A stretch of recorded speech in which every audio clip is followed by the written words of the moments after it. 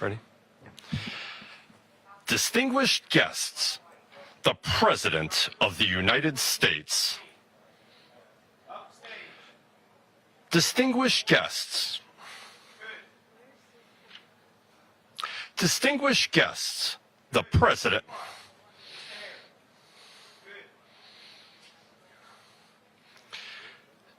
Distinguished. Just one. Can I, for just 1 second, can I record a view? Thank you. Distinct.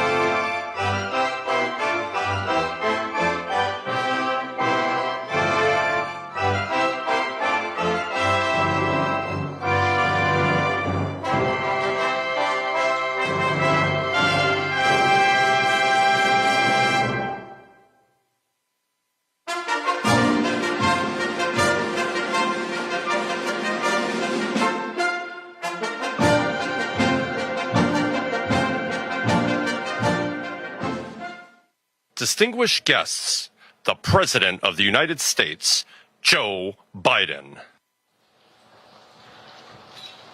Hey, buddy. Thank you. Please be seated. Well, good evening. We just concluded this year's NATO summit, and the consensus among the members was it was a great success. It was especially momentous because it represented the 75th year of the most important military defense alliance in the world's history of the world. We should never forget that NATO grew out of the wreckage of World War II, the most destructive war in history. The idea was to create an alliance of free and democratic nations that would commit themselves to a compact of collective defense. Standing together, they knew we'd all be safer. An attack on one would be treated as an attack on all. And it's worked because a would-be aggressor knows if they attack one of us, they'll be attacked by all of us. Sending that message is the best way to deter aggression and prevent wars in the first place. For those who thought NATO's time had passed, they got a rude awakening when Putin invaded Ukraine. Some of the oldest and deepest fears in Europe roared back to life because once again, a murderous madman was on the march. But this time, no one cowered in appeasement, especially the United States. We collected intelligence that Russia was planning to invade Ukraine months before the invasion. I directed the intelligence community to be a significant amount of intelligence be declassified so I could start building an international coalition to oppose the invasion. Then in February, some of you remember, I warned the world that the invasion was imminent. I rallied a coalition of 50 nations from Europe to Asia to help Ukraine defend itself. Many foreign policy experts thought as Putin amassed Russian forces just 100 miles north of Kyiv, the capital of Ukraine, but Putin thought it was the mother home of Russia. The capital would fall in less than a week. But the Ukrainian people, backed by a coalition to help build, stopped them. Today, Kyiv still stands, and NATO stands stronger than it has ever been. During the week of this summit, several heads of states made it a point in their statements to thank the United States and to thank me personally for all that NATO has achieved. NATO is not only stronger, NATO is bigger because we led the charge to bring in Finland and Sweden into the alliance, and it makes a gigantic difference. Excuse me. Meanwhile, my predecessor has made it clear he has no commitment to NATO. He's made it clear that he would feel no obligation to honor Article 5. He's already told Putin, and I quote, "Do whatever the hell you want." In fact, the day after Putin invaded Ukraine, here's what he said. It was genius. It was wonderful. Some of you forgot that, but that's exactly what he said. But I made it clear a strong NATO is essential to American security. And I believe the obligation of Article 5 is sacred. And I would remind all Americans, Article 5 is invoked only once in NATO's long history, and that was to defend America after 9/11. I made it clear that I will not bow down to Putin. I will not walk away from Ukraine. I will keep NATO strong. That's exactly what we did, and exactly what we'll continue to do. Now, the future of American policy is up to the American people. This is much more than the political question. It's more than that. It's a national security issue. Don't reduce this to the usual testament that people talk about, issues of being a political campaign. It's far too important. It's about the world we live in for decades to come. Every American must ask herself or himself, is the world safer with NATO? Are you safer? Is your family safer? I believe the American people know. The answer to all those questions is yes. And I believe the American people understand that America is stronger because of our alliances. I believe the American consensus from Truman to Reagan to me still holds today. America cannot retreat from the world. We must lead the world. We are an indispensable nation, as Madeleine Albright wrote. Now let me turn to three other key issues. Just this morning, we had a great economic report showing inflation is down. Overall prices fell last month. Core inflation is the lowest it's been in 3 years. Prices are falling for cars, appliances, and airfares. Grocery prices have fallen since the start of the year. We're going to keep working to take down corporate greed to bring those prices down further. Meanwhile, Trump's calling for a 10% tariff on everything Americans buy, including food from overseas, vegetables, and other necessities. And economists tell us that would cost the average American working family another $2,500 a year. It's a tax of $2,500 a year. Second, our efforts to secure the border, the southern border, is working. After Trump killed the bipartisan effort to secure the border, Republicans and Democrats had worked on, because he thought it would benefit me and make him a loser, Republicans walked away. So I took executive action last month. As a consequence, working with Mexico, border encounters have gone down over 50%. The current level is lower today than when Trump left office. Third, for months, the United States has been working to secure a ceasefire in Gaza, to bring the hostages home, to create a path for peace and stability in the Middle East. 6 weeks ago, I laid out a detailed plan in writing. It was endorsed by the UN Security Council, the G7. That framework is now agreed on by both Israel and Hamas. So I sent my team to the region to hammer out the details. These are difficult, complex issues. There's still gaps to close. We're making progress. The trend is positive, and I'm determined to get this deal done and bring an end to this war, which should end now. Let me conclude where I began. We're the United States of America. We are the indispensable nation. Our leadership matters. Our partnerships matter. This moment matters. We must rise to meet it. With that, I'll take your questions. I've been given a list of people to call on here. Reuters, Jeff Mason.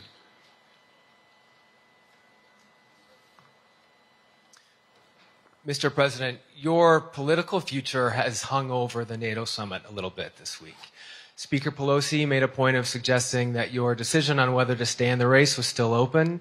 George Clooney and a handful of lawmakers have called on you to step aside. Reuters is reporting tonight that UAW leadership is concerned about your ability to win. UAW just endorsed me, but go ahead. Thank you. My question for you is, how are you incorporating these developments into your decision to stay?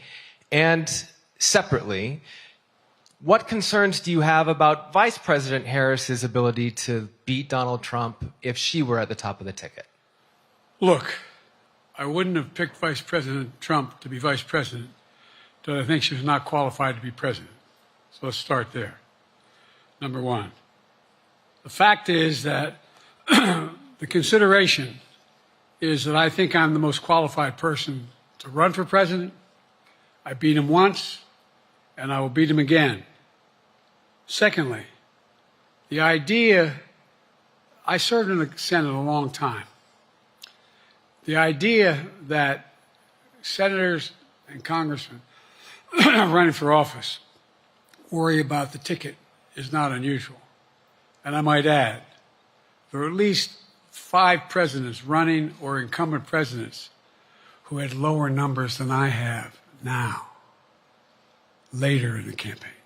So there's a long way to go in this campaign. And so I'm just going to keep moving. And because, look, I got more work to do. We've got more work to finish. There's so much, we've made so much progress. Think about it. Think about where we are economically relative to the rest of the world. Name me a world leader who wouldn't want to trade places with our economy. We've created over 800,000 manufacturing jobs, 1.5 million. So things are moving. We got more to go. Working class people still need help. Corporate greed is still at large. Their prices, the corporate profits have doubled since the pandemic.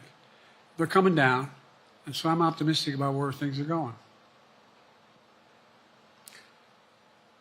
Danny Kemp, AFP. Thanks. Thank you, Mr. President. I wanted to ask you about you mixed up Presidents Zelensky and Putin earlier today. And you now have sort of your key allies, including the British Prime Minister, the President of France, and the German Chancellor having to step in and make excuses for you on that. Officials here are saying off the record that your decline has become noticeable. Hasn't this now, frankly, become damaging for America's standing in the world? Thank you. Did you see any damage to our standing in my leading this conference? Have you seen a more successful conference? What do you think? And the Putin piece, I was talking about Putin, and I said, and now, at the very end, I said, Putin. I said, no, I'm sorry, Zelensky. And then I added 5 other names. Look, guys, the idea anybody suggests that we haven't had an incredibly successful conference. How many times did you hear in that conference, I know it sounds too self-serving, but other leaders, heads of state, in thanking me, saying the reason we're together is because of Biden, because Biden did the following. Look, folks, this is, well, anyway, I thought it was the most successful conference I've attended in a long time, and find me a world leader who didn't think it was. Next one, Nancy Cordes, CBS. Thank you, Mr. President. You mentioned other instances in history where presidents have faced a challenge, but what makes this moment in history so unique is that it is not your enemies who are calling on you to reconsider your decision to stay in the race. It's your friends, supporters, people who think you've done a great job over the past 4 years. Have you spent time thinking about what it would mean for your legacy, which you've worked decades to build, if you stay in the race, despite the concerns that voters say they have, and you lose to someone who you yourself have argued is unfit to return to the Oval Office? Well, look, I'm not in this for my legacy. I'm in this to complete the job I started. As you recall, understandably, many of you and many economists thought my initial initiatives that I put forward, can't do that, it's going to cause inflation, things are going to skyrocket, the debt's going to go up. What are you hearing now from mainstream economists? 16 economic Nobel laureates said I've done a hell of a job. That under my plans so far and what's going to happen in the future if I'm reelected, that things are going to get much better. Our economy is growing. I was determined when I got elected to stop the trickle-down economic theory, that if the wealthy did very well, everybody else would do well. My dad was a well-read, decent guy. I don't remember much trickling down on his kitchen table. Middle-class people and working-class people need help. And so what happened is I decided to was able to implement as president what I believed when I was a senator. And that is that the way to build this economy is from the middle out and the bottom up. That way we grow the economy. And the wealthy still do very well. They do fine. And guess what? Find me an economist, a mainstream economist, who said we haven't done well. What have we not done that isn't working right now? And so we got more to do, though. We got to finish the job. And by the way, I come from the corporate state of the world. Delaware has more corporations registered in Delaware than every other state in the nation combined. I'm not anti-corporate, but corporate profits have doubled since the pandemic. Doubled. It's time things get back in order a little bit. It's time, for example, if I'm reelected, we're going to make sure that rents are kept at 5% increase. Corporate rents for apartments and the like and homes are limited to 5%. We're going to make a lot of changes that I've been talking about because we're going to continue to grow this economy. And by the way, remember how I got so roundly criticized for being so pro-union, not labor, union. Well, guess what?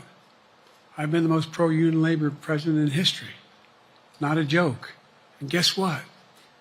We had the Treasury Department do a study. When unions do better, everybody does better. Everybody does better.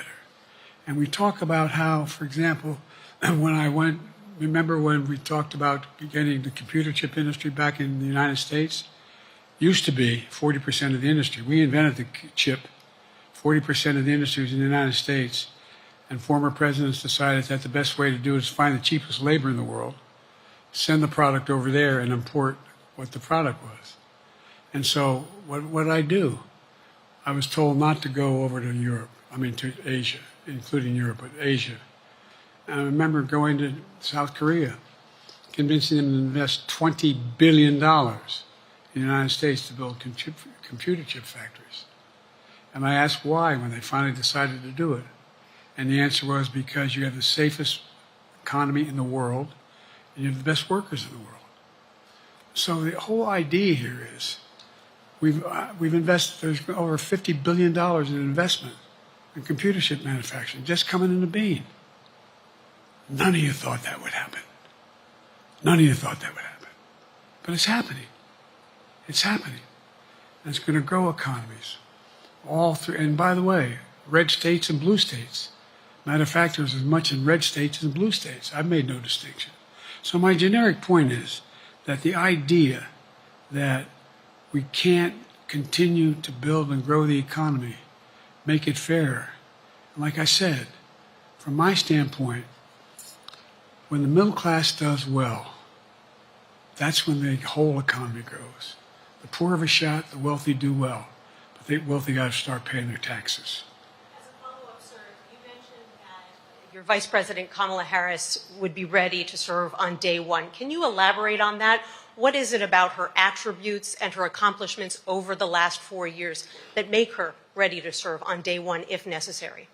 First of all, the way she's handled the issue of freedom of women's bodies to have control over their bodies. Secondly, her ability to handle almost any issue on the board. This was a hell of a prosecutor. She was a first-rate person, and in the Senate she was really good. I wouldn't have picked her unless I thought she was qualified to be president. From the very beginning, I made no bones about that. She is qualified to be president. That's why I picked her. Felicia Schwartz, Financial Times. Thank you, Mr. President. Presidency is the most straining job in the world, and it's 24/7. How can you say you'll be up for that next year, in 2 years, in 4 years, given the limits you've acknowledged that you have today? The limits I've acknowledged I have? There's been reporting that you've acknowledged that you need to go to bed earlier and your evening around 8. That's not true. Look, what I said was, instead of my every day starting at 7 and going to bed at midnight, it'd be smarter for me to pace myself a little more. And I said, for example, the 8, 7, 6 stuff, instead of starting a fundraiser at 9 o'clock, start at 8 o'clock. People get to go home by 10 o'clock. That's what I'm talking about. I'm not talking about, and if you look at my schedule since I made that stupid mistake in the campaign, in the debate, I mean, my schedule has been full bore. I've done, where's Trump been? Riding around in his golf cart, filling out his scorecard before he hits the ball? I mean, look, he's done virtually nothing. And I have, I don't know how many, don't hold me to it, roughly 20 major events. Some with thousands of people showing up. And so I just think it's better. I always have an inclination, whether I was playing sports or doing politics, just to keep going, not stop. I just got to just pace myself a little more. Pace myself. And the next debate, I'm not going to be traveling into 15 time zones a week before. Anyway, that's what it was about. That's what it was about. And by the way, even with that, I love my staff, but they add things all the time, at the very end. I'm catching hell from my wife for that. Anyway. I'm sorry, Zeke Miller, Associated Press. Thank you, Mr. President. Two questions for you. First, on the NATO summit, President Zelensky, in your meeting with him, he pressed you to lift your limitations on the Ukrainian use of American weapons, saying that, in his public remarks afterwards, saying that Ukraine cannot win the war unless those limitations are lifted. Are you reconsidering your position on that? And then secondly, following up on Felicia's question there, leaders of your own party have said that they're not worried about that debate. They're worried about the next bad night and the bad night after that. How can you reassure the American people that you are up to the task and that there won't be more bad nights at a debate stage or somewhere else? First thing about Zelensky asking for the ability to strike deep into Russia. We've allowed Zelensky to use American weapons in the near term, in the near or abroad, into Russia. Whether or not he should be attacked. For example, should Zelensky, he's not. If he had the capacity to strike Moscow, strike the Kremlin, would that make sense? It wouldn't. The question is, what's the best use of the weaponry he has, the weaponry we're getting to him? I've gotten a more long-range capacity, as well as defensive capacity. And so our military is where I'm following the advice of my commander-in-chief, the chief of staff of the military, as well as the Secretary of Defense and our intelligence people. And we're making a day-to-day basis on what they should and shouldn't go, how far they should go in. That's a logical thing to do. Second question related to Bad nights, sir. How can you reassure the American people that you won't have more bad nights, whether they be on a debate stage or on some matter of foreign policy? Well, I tell you what, the best way to assure them is the way I assure myself. And that is, am I getting the job done? Am I getting the job done? Can you name me somebody who's got more major piece of legislation passed in 3.5 years? I created 2,000 jobs this last week. So if I slow down, I can't get the job done. That's a sign that I shouldn't be doing it. But there's no indication of that yet. None. Who I got here?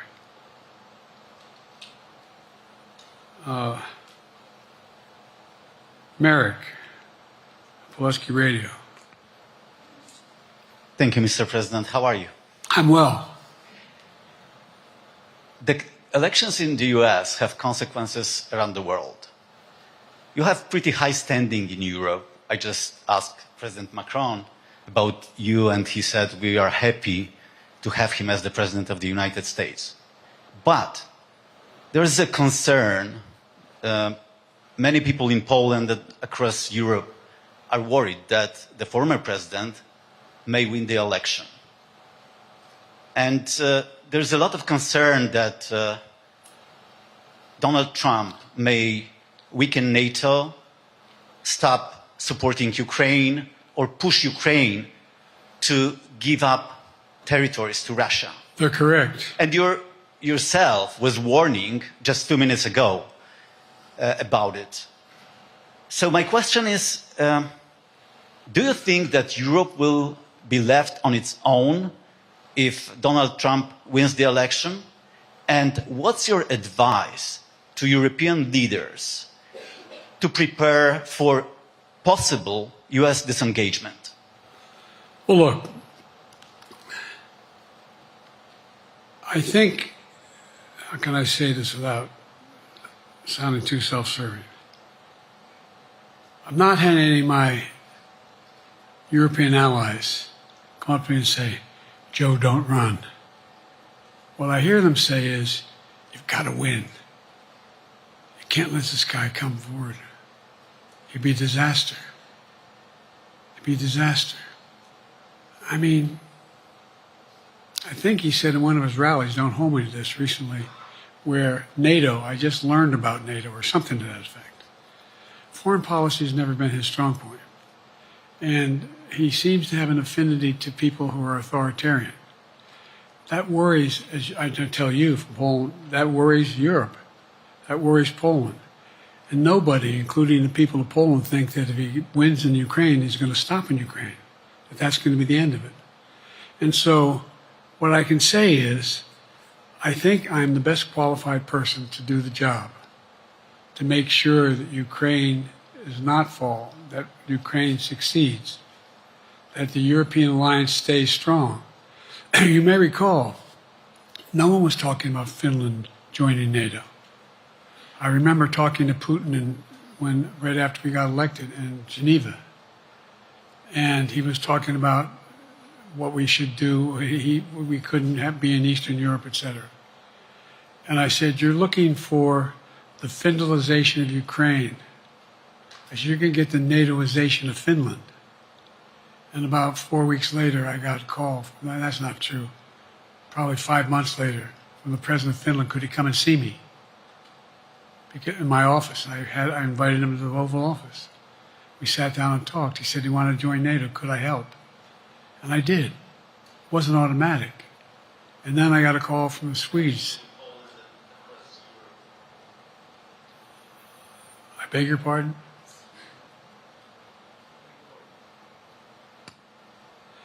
And so Finland joined NATO. 800-mile border is a significant, and they were already allies, but they weren't part of NATO. And you heard, I think you heard, maybe, I can't recall whether he said it publicly in our closed meeting, but he wouldn't mind it being repeated. He said, we decided in Finland, the people of Finland decided they had to be part of NATO. It was in our interest because of the joint ability to be together, to dissuade any attack on Finland. And the same thing with Sweden. It took a lot of selling to some folks, particularly in Turkey and other places, to agree to the expansion. But it expanded. And we're a hell of a lot stronger because of it. We're more secure because of it. And by the way, I was able to get 50 other nations, 50, to support Ukraine. 50. We were able to bring about a coalition of Europe and Asia, Japan and South Korea. I just we talked about AUKUS, and we talked about the relationship between Australia, New Zealand, Japan, South Korea, the United States. We're making the world safer and stronger because we have to deal with the new arrangement that exists in the world. The Cold War is over. The post-war era is over. What is going to replace it? And I respectfully suggest I have a pretty good idea what that should be. I've convinced a lot of people to follow it. We're just going to get stronger. David Sanger. Where's it? Thank you, Mr. President. Be nice, David. Mr. President, the NATO declaration that was issued yesterday was very notable because it described China as a decisive enabler of the war in Ukraine for its provision of critical goods to the Russians. That's part of a broader partnership that seems to have cemented in place in the past 2 or 3 years. I think one that you were a little bit doubtful of when we asked you about it some time ago. So I'd be interested to know whether you have a strategy now of trying to interrupt the partnership between China and Russia, and whether or not in a second term you would pursue that, if you could describe that strategy to us. And along the way, could you also tell us whether you think, just to follow up on Felicia's question, that if you were in a room with Vladimir Putin again, the way you were 3 years ago, or with President Xi, that a few years from now you will be able to go negotiate with them, handle them one-on-one?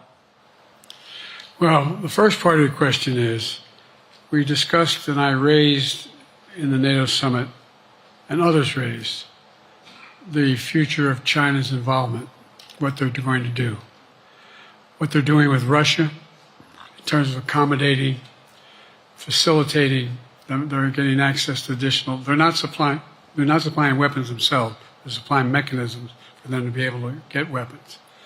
And China's position is basically, and I've spent more time with Xi Jinping than any world leader has, over 90 hours since being vice president all the way through, for real. And by the way, I handed all my notes. But my point is that Xi believes that China is a large enough market that they can entice any country, including European countries, to invest there in return for commitments from Europe to do A, B, C, or D, or not to do certain things.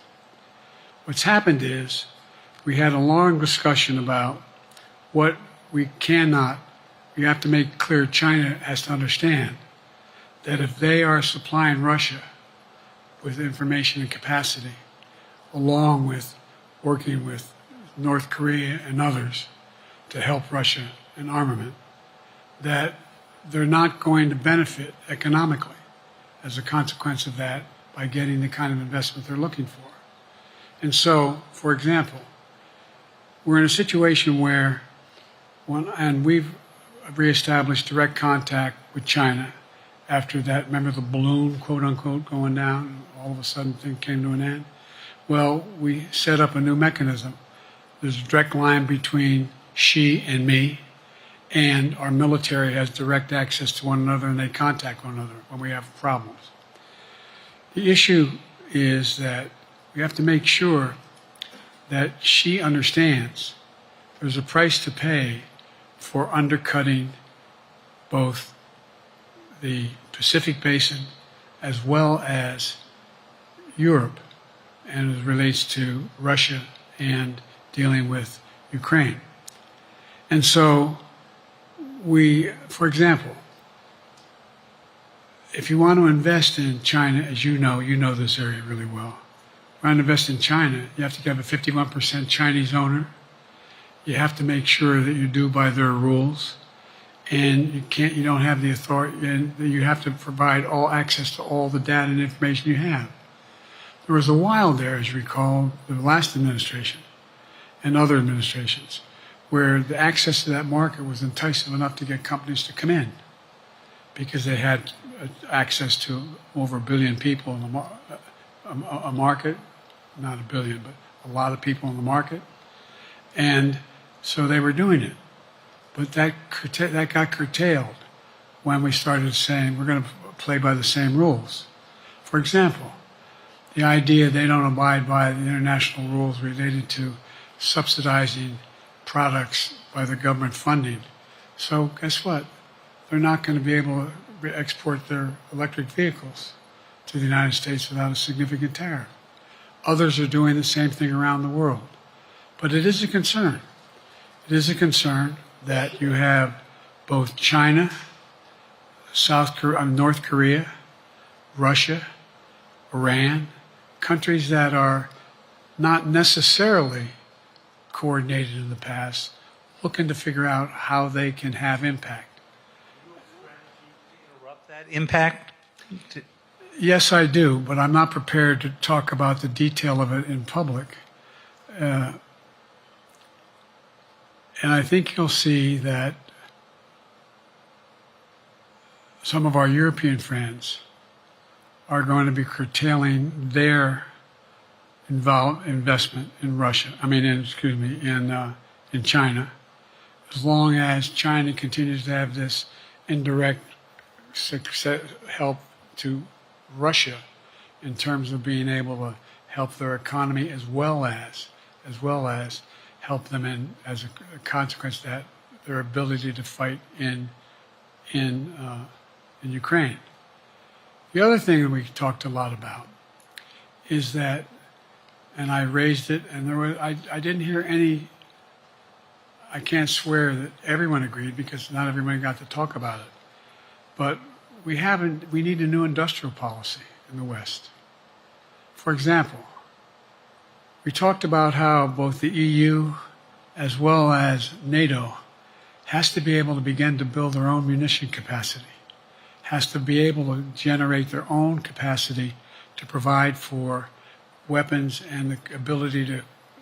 It came as a surprise to some of us how we had fallen behind in the West in terms of the ability to construct new material, new weaponry, new everything from vehicles to weapon systems.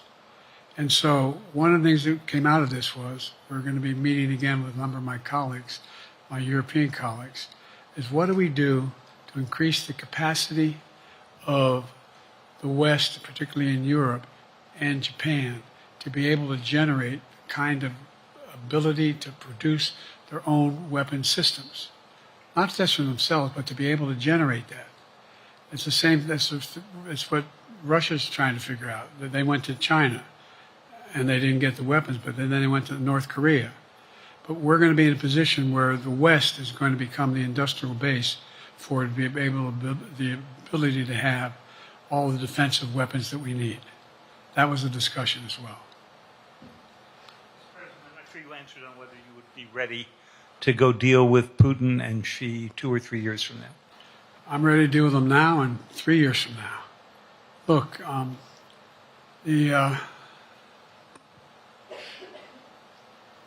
like I said, I'm dealing with Xi right now and direct contact with him. I have no good reason to talk to Putin right now. There's not much that he is prepared to do in terms of accommodating any change in his behavior. But there isn't any world leader I'm not prepared to deal with. But I understand the generic point is Putin ready to talk? I'm not ready to talk to Putin unless Putin's ready to change his behavior. And the idea, look, Putin's got a problem. First of all, in this war that he is supposedly have won, and by the way, I think, don't hold me to the exact number, but I think that Russia had 17.3% of Ukraine that they conquered. Now it's 17.4. I mean, in terms of percentage of territory. They've not been very successful. They've caused horrible damage, loss of life. But they've also lost over 350,000 troops, military, killed or wounded. They have over 1 million people, particularly young people with technical capability, leaving Russia because they see no future there. They've got a problem. But what they do have control of is they are very good at controlling and running the public outcry that relates to how they use mechanisms to communicate with people. They lie like hell to the constituencies. They lie like hell about what's going on. And so the idea that we're going to be able to fundamentally change Russia in the near term is not likely. But one thing for certain, if we allow Russia to succeed in Ukraine, they're not stopping in Ukraine. I recommend, I know you know this because you've written about it, read Putin's speech after they moved in, what it was all about in Kyiv. It wasn't about just, anyway, read what his objective is.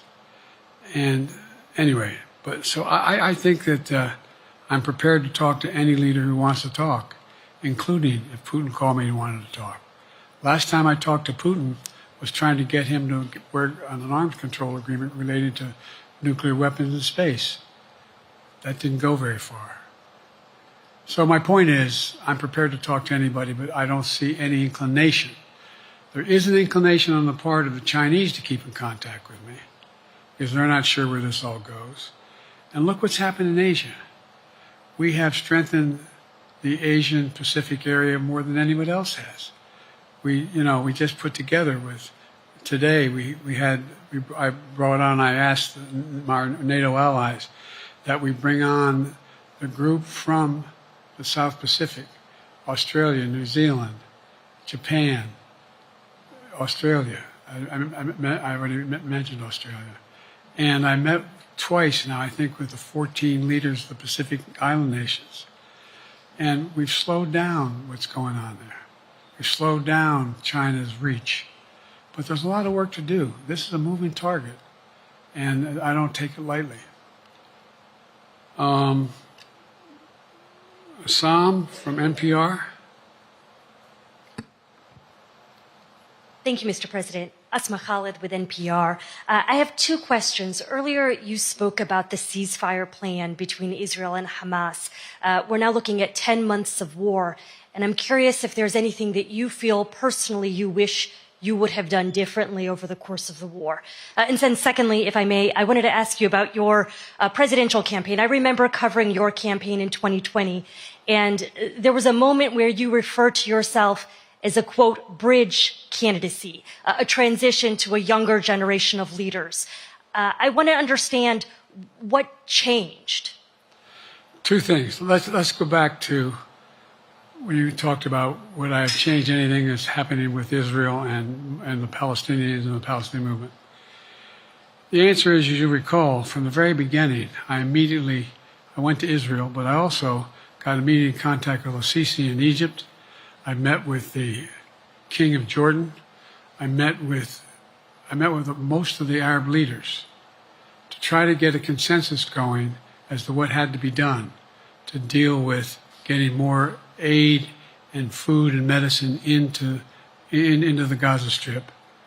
And we pushed it really hard. And Israel occasionally was less than cooperative, number one. The Israeli War Cabinet, I've been dealing with Israel since Golda Meir. Some of the reporters around here come me all the time have heard me say this. The first time I met with Golda Meir, I sat across from her on her desk, and her assistant was Rabin sitting next to me. That's how far back I go. I know Israel well, and I support Israel. But this war cabinet is one of the most conservative war cabinets in the history of Israel. And there's no ultimate answer other than a two-state solution here. And so what was able to be done in terms of the plan I put together was it would be a process for a two-state solution. And we get the Arab nations to, particularly from Egypt all the way to Saudi Arabia, to be in a position where they would cooperate in the transition so that they could keep the peace in Gaza without Israeli forces staying in Gaza. The question has been from the beginning, what's the day after in Gaza? And the day after in Gaza has to be, the end of the day after has to be no occupation by Israel in the Gaza Strip, as well as the ability for us to get in and out as rapidly as you can, all that's needed there. I've been disappointed that some of the things that I've put forward have not succeeded as well, like the port we attached from Cyprus. I was hopeful that would be more successful. But that's why when I went to Israel immediately after the massacres that occurred at the hands of Hamas, the one thing I said to the Israelis, and I met with the War Cabinet and with Bibi, don't make the same mistake America made after bin Laden. There's no need to occupy anywhere. Go after the people who did the job. You may recall, I still get criticized for it, but I was totally opposed to the occupation and trying to unite Afghanistan. Once we got bin Laden, we should have moved on, because it was not no one's ever going to unite that country. I've been over every inch of that, not every inch, the entirety from the poppy fields all the way to the north. I said, don't make the same mistake we made. Don't think that's what you should be doing, is doubling down. We'll help you find the bad guys, Sinwar and company. And all this criticism about I wouldn't provide when the weapons they needed. I'm not providing them 2,000-pound bombs. They cannot be used in Gaza or any populated area without causing great human tragedy and damage. But remember what happened when you had the attack on Israel with rockets and ballistic missiles. I was able to unite the Arab nations as well as Europe, and nothing happened. Nothing got hurt. It sent an incredible lesson to what was going on from the Middle East. So there's a lot of things, in retrospect, I wish I had been able to convince the Israelis to do. But the bottom line is we have a chance now. It's time to end this war. Doesn't mean walk away from going after Sinwar and Hamas. And if you notice, you know better than most, there is a growing dissatisfaction on the West Bank from the Palestinians about Hamas. Hamas is not popular now. And so there's a lot of moving parts. I just have to keep moving to make sure that we get as much done as we can toward a ceasefire, and get those. And by the way, look at the numbers in Israel. I mean, my numbers are better in Israel than they are here. But then again, they're better than a lot of other people here too. But anyway. Bridge candidacy in 2020, you referred to yourself as being a bridge candidate for a younger, fresher generation of Democratic leaders, and I wanted to know what changed. What changed was the gravity of the situation I inherited in terms of the economy, our foreign policy, and domestic division. And I think, I won't put words in anybody's mouth, most presidential historians give me credit for having accomplished more than most any president since Johnson and maybe before that to get major pieces of legislation passed. And what I realized was my long time in the Senate had equipped me to have the wisdom to know how to deal with the Congress to get things done. We got more major legislation passed that no one thought would happen. And I want to finish it, to get that finished. If tomorrow, if we had a circumstance where there was a lineup and I hadn't inherited what I did and we just moved things along, anyway, it's going to change. Last question. Haley Bull, Scripps. Or no, Josh Weingrove, I'm sorry, was the next one. I'll do 2 more questions. Thank you, Mr. President. Many of your colleagues, Democrats on the Hill, are watching tonight as they assess what they want to say about your candidacy. I'm wondering how you're thinking of this right now. It seems like your answer is clear, but they're watching how things go tonight, tomorrow in Michigan, next week in Texas and Nevada. Are you thinking that way about how the next week or 2 goes would inform your... Am I using that way, you said? Are you thinking that way about how the next 2 weeks go? Will that affect your decision, or are you fully determined on running in November as the party's nominee? I'm determined on running, but I think it's important that I allay fears by let them see me out there. Let me see them out. For the longest time it was, Biden's not prepared to sit with us unscripted. Biden's not prepared to, anyway. And so what I'm doing is, and I've been doing, I think we've done over 20 major events from Wisconsin to North Carolina to demonstrate that I'm going out in the areas where we think we can win, where we can persuade people to move our way, or people are already there. And then look, the other thing is, we have the most extensive campaign organization of anybody's had in a long, long time. We have well over 1,000 volunteers knocking on doors, making phone calls, making tens of thousands of phone calls. We have headquarters, I forget exactly how many, I don't want to cite a number and then find out I'm off, but we have scores of headquarters in all the toss-up states. We're organized, we're moving, and that's awful hard to replace in the near term.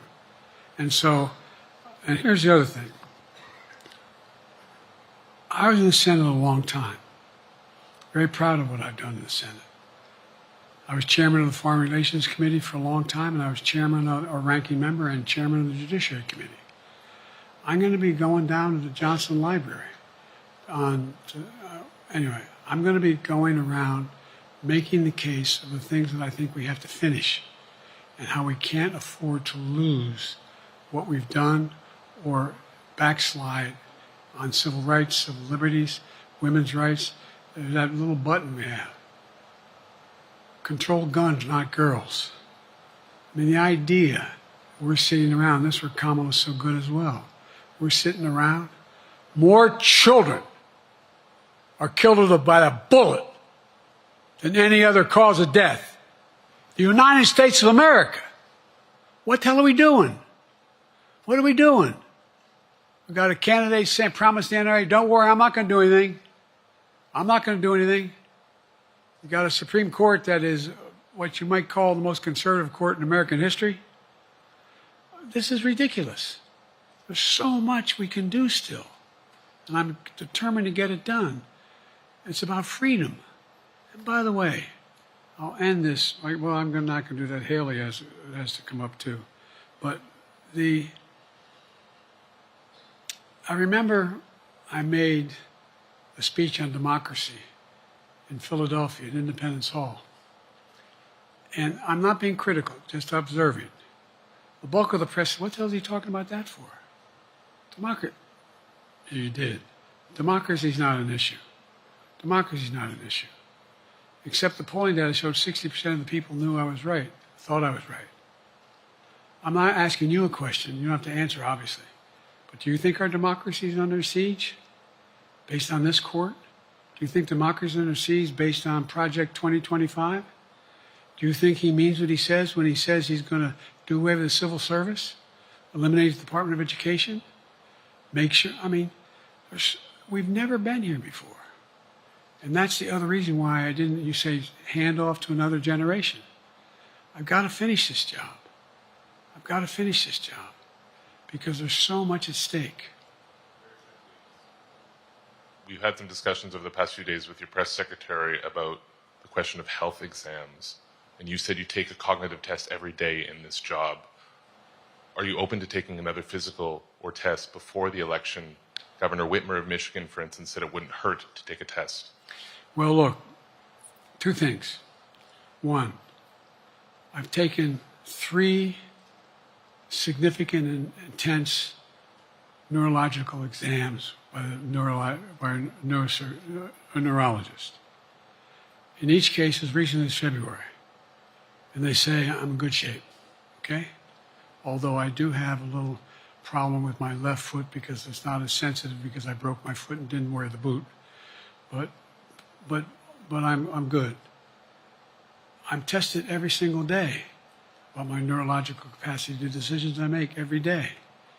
You talk to my staff, all of you talk to my staff. Sometimes my staff talks a lot. But the fact of the matter is, I don't think you have them telling you that all the major ideas we've undertaken haven't been in part initiated by me. I remember when the staff and I said, I'm going to go to South Korea, we're going to get the chip. What are you doing? I'm going to get Japan and Korea back together again after essentially having hostilities toward one another since the end of World War II. I'm going to move and see that we can expand it. The only thing age does is help you with it, creates a little bit of wisdom if you pay attention. And so the point I'm making is, I think it's important that if the neurologist tells me he thinks I need another exam, and by the way, I've laid every bit of the record out, hadn't hidden a thing. You ought to ask Trump for his, okay? I laid it all out. And every single day I'm surrounded by good docs. If they think there's a problem, I promise you, or even if they don't think it's a problem, they think I should have a neurological exam again, I'll do it. But no one's suggesting that to me now. And I'll ask you another question. No matter what I did, no one's going to be satisfied. Did you have 7 docs? Did you have 2? Who'd you have? Did you do this? How many times did you? So I am not opposed if my doctors tell me I should have another neurological exam, I'll do it. But that's where I am. Haley Bull, Scripps. Thank you, Mr. President.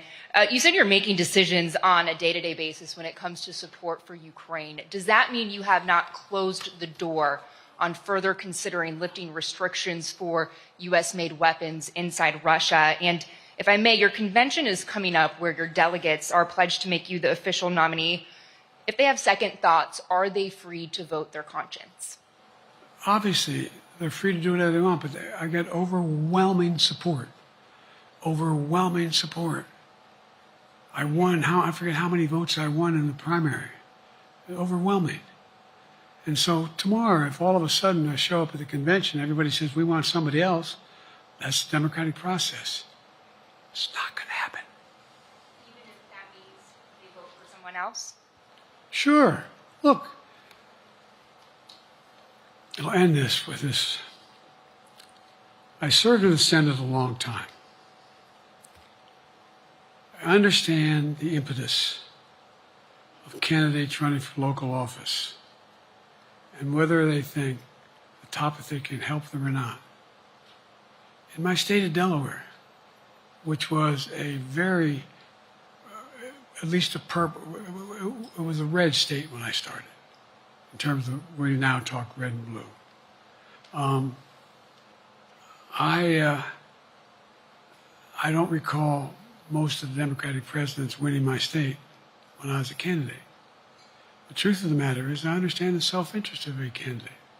If they think that, running with Biden at the top is going to hurt them, then they're going to run away. I get it. But so far, go and look at the polling data in their states. Look at the in-depth, and by the way, I think you'd all acknowledge, and you're all experts. I'm not being solicitous about the president. You're experts on this stuff.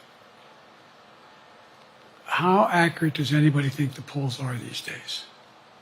I can give you a series of polls where you have likely voters, me versus Trump, where I win all the time. When the unlikely voters vote, he wins sometimes. The bottom line is all the polling data right now, which I think is premature because the campaign really hasn't even started. I mean, it hadn't started in earnest yet. Most of the time, it doesn't start till after September, after Labor Day. So a lot can happen. But I think I'm the best I believe I'm the best qualified to govern. And I think I'm the best qualified to win. But there are other people who could beat Trump too. But it's awful start from scratch. And, we talk about, money raised. We're not doing bad. We got about $220 million in the bank. We're doing well. So with that, you have want to follow up on any of that you just asked me? Yes. You earlier explained confidence in your vice president. Yes. If your team came back and showed you data that she would fare better against former President Donald Trump, would you reconsider your decision to stay in the race? No, unless they came back and said, there's no way you can win. Me. No one's saying that. No poll says that. Okay. Thank you. This ends tonight's press conference. Thanks, everybody.